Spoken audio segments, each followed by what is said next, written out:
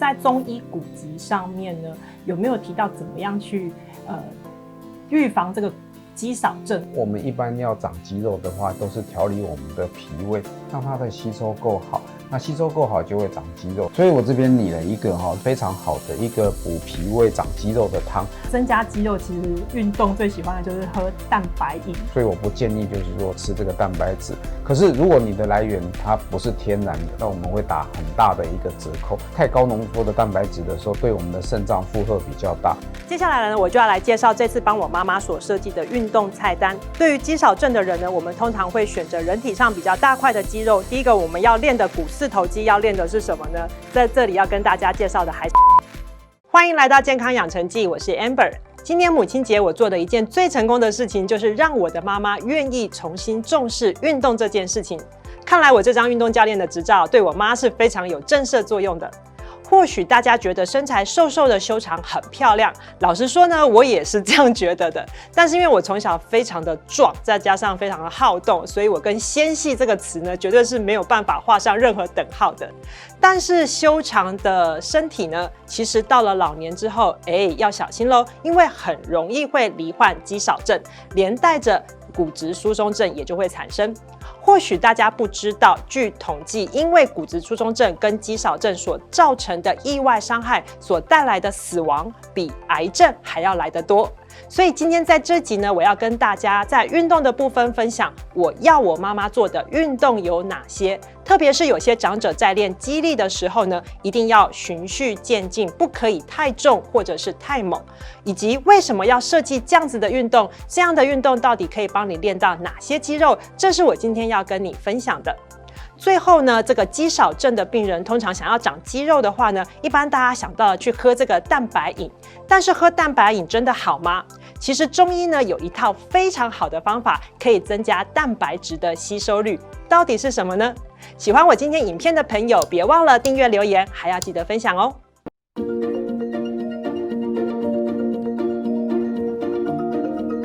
今天请到的专家是宜生中医诊所的吴宏前医师。吴医师您好。大家好。吴医师，我这边看到一份报告，就是说因为骨质疏松跟肌少症所造成的意外伤害，例如说老人家跌倒啊，然后造成的死亡率听说比癌症还要高，所以看起来现在肌少症跟骨质疏松症一直被大家所关注。那想要请教您的就是说，在中医古籍上面呢，有没有提到怎么样去预防这个肌少症，或者是怎么样去长肌肉这样子的一些知识呢？有，中医里面五脏里面，肝心脾肺肾里面就是肾主骨头，然后脾主肌肉。所以在中医里面，我们一般要长肌肉的话，都是调理我们的脾胃，让它的吸收够好。那吸收够好就会长肌肉，所以我们有常常发现，就是说临床上发现，如果说长期吃素食的人，他的蛋白质肉呢其实是非常非常软的。如果他又缺乏运动的话，它是非常非常软的。可是如果有吃荤食的，肠胃又很好的话，你看他的肌肉它是很结实的。比如说我们在针灸针足三里，它就是胃经。如果它的针灸下去，那个针有滞涩的感觉，然后它会吸住，然后那个针会很有扎实的感觉。可是我们扎这个穴位觉得很软的时候，那就是它这个地方的，比如说胃经的话，它就是有毛病的。它表示它可能比较容易造成肌少症。医生，我觉得中医这个概念真的很有意思，因为通常我们说肌少症，可能大家都会说什么补充蛋白质或什么的，反而中医是先调理你的脾胃，让吸收变好。那所以您这边有没有一个调理脾胃的这个什么药方可以给大家呢？对，所以我们临床上常常用这个参苓白术散或四君子汤，或是香砂六君子汤。所以我这边拟了一个就是我们用党参10克、白术10克、茯苓10克、炙甘草2克，然后用一个中型有盖子的一个瓷碗，加水500cc， 然后放入瘦肉大概30克。然后将瓷碗放在电锅中加盖以后呢，外锅大概加1碗水，然后我们把电锅压下去以后，等它跳起来的时候，这一碗叫做四君子瘦肉汤，其实就是非常好的一个补脾胃长肌肉的汤。建议就是说病人在运动过后大概2个小时内吃这一碗四君子瘦肉汤呢，它不但可以调理你的脾胃，增加吸收，还可以把这个瘦肉变成你自己的蛋白质、自己的肌肉，所以这个是长肌肉的一个很好的药。我们刚刚讲到，就是说骨质疏松跟肌少症几乎两个都快要挂在一块了。那所以在补充这个营养的方面，除了医生刚刚提供的这个药膳以外的话，那个维生素 D 它是不是也有一些帮助呢？一般我们临床上来看，它就是互相影响的。比如说，你的骨质疏松，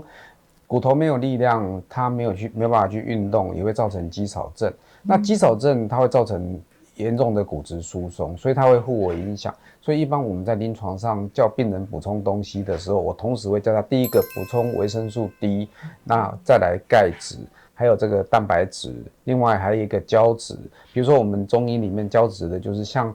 山药、木耳、秋葵啊这些有黏液蛋白的东西呢，它其实是天然的这个胶质的部分。那比如说像比较干净的这个猪皮，不是白白的那个，白白那个是比如说像我们中医里面的龟鹿二仙胶啦，或是阿胶里面，这个阿胶里面其实都可以帮助长骨头里面的胶质，也就是黏液蛋白的部分。那这样就是想要问了，很多人就是说，增加肌肉其实运动最喜欢的就是喝蛋白饮，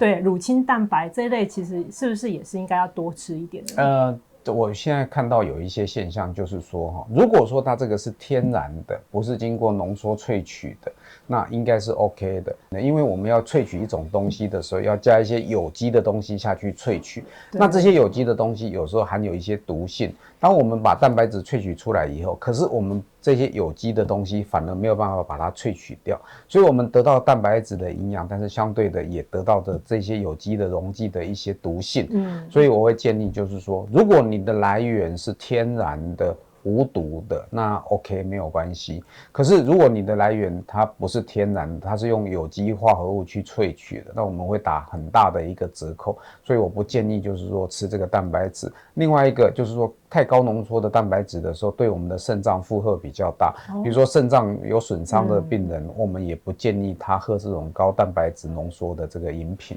所以其实增加蛋白质最好的应该还是吃天然的食物。对，我们认为还是天然的食物，然后控制一定的量，这样对我们的肾脏比较不会有负担。最后还有一个问题，就是说，因为我们知道运动对人其实很多都是很好的，不管是心血管啊，或者是我们刚刚讲到的肌少症，但是有些人也会提到说，运动多了，运动会产生自由基嘛，那自由基不是对人体也是一个伤害嘛，所以我们也看到就是说有很多的运动员长相看起来来的年长，所以我们怎么样去取得这个平衡，就是说运动的健康跟运动造成的伤害呢？对，我们建议就是说一个礼拜3到5次，然后每次30到50分钟，这样子的运动的速度是最好。但是一定要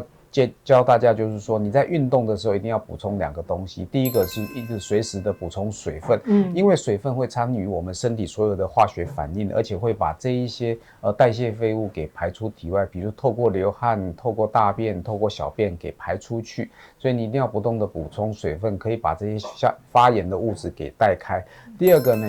你有运动的人呢，你要多补充一些蔬菜或是水果类的东西，比如说越鲜艳的蔬菜或是这些水果，比如说我们中医讲的青赤黄白黑，它都有不同的抗氧化的作用。那这些抗氧化的蔬菜就可以把我们身体的一个自由基给排除。没错，上次医生有讲过，多吃鲜艳蔬菜还可以预防放臭屁的问题，所以大家可以回去看我们臭屁那一集哦。好啊，那我们今天非常谢谢吴医师的分享，谢谢您。谢谢。那么接下来我们来告诉大家应该做什么样子的运动可以减少肌少症。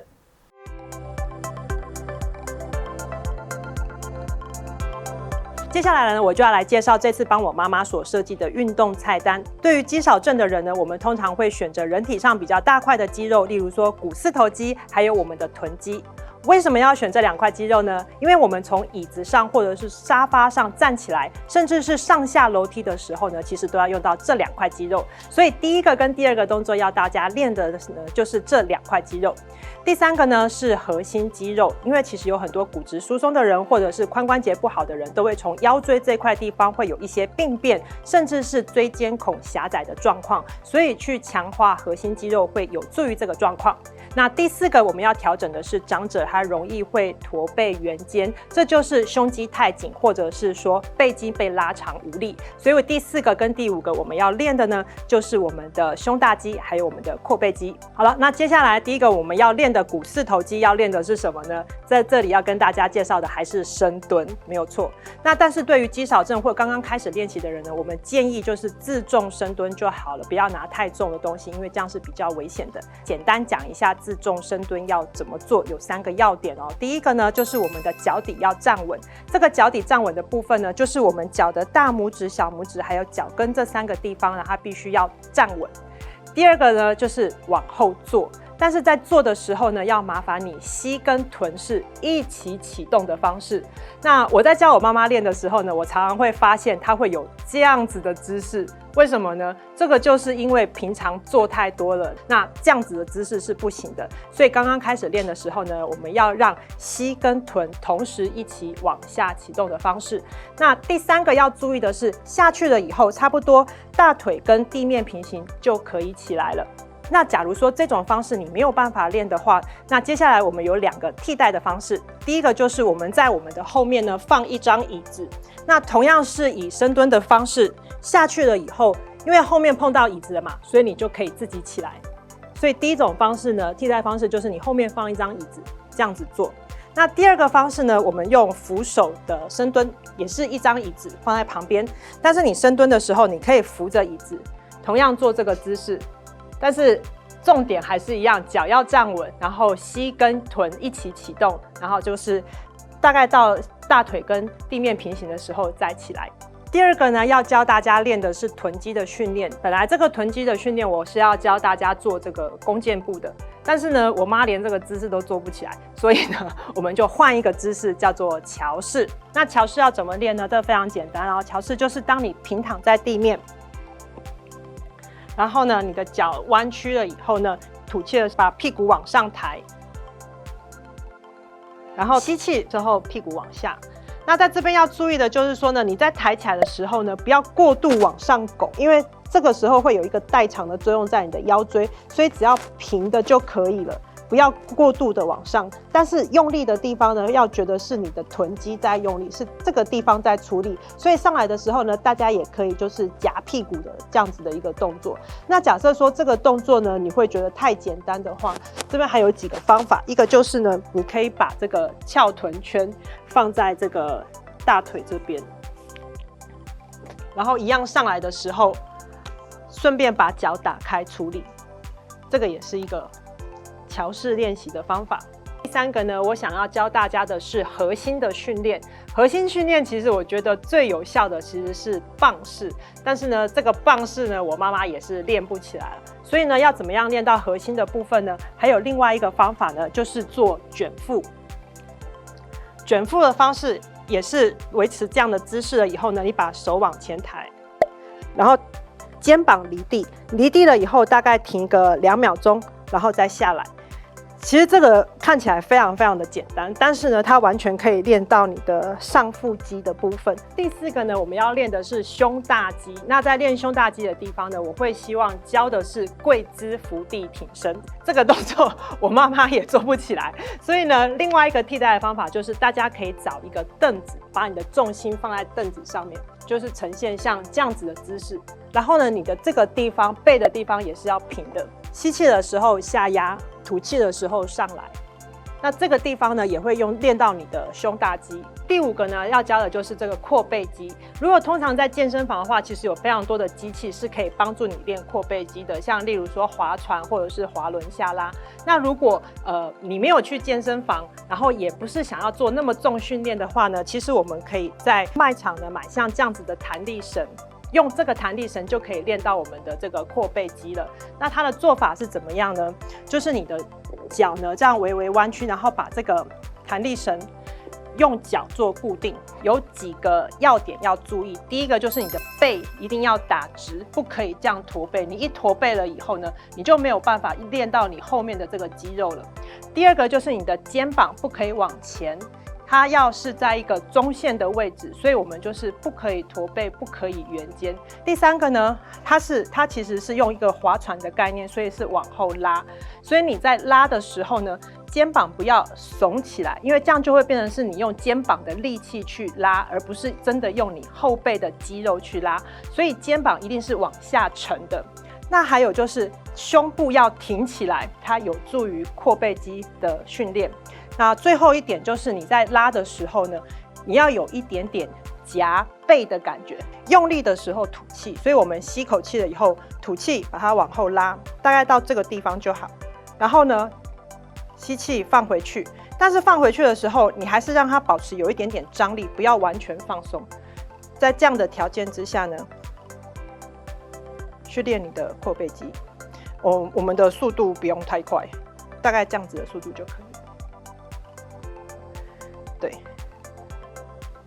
好，那以上这5个呢，就是我帮我妈妈在这个运动上面所设计的菜单。那基本上呢，你就是每一个动作练20下，一个动作练3组。那1个礼拜呢，你可以选4天来做这样子的运动。那如果你有做到的话呢，麻烦你在下方留言跟我们分享你的感受。那我们下次再见喽，拜拜。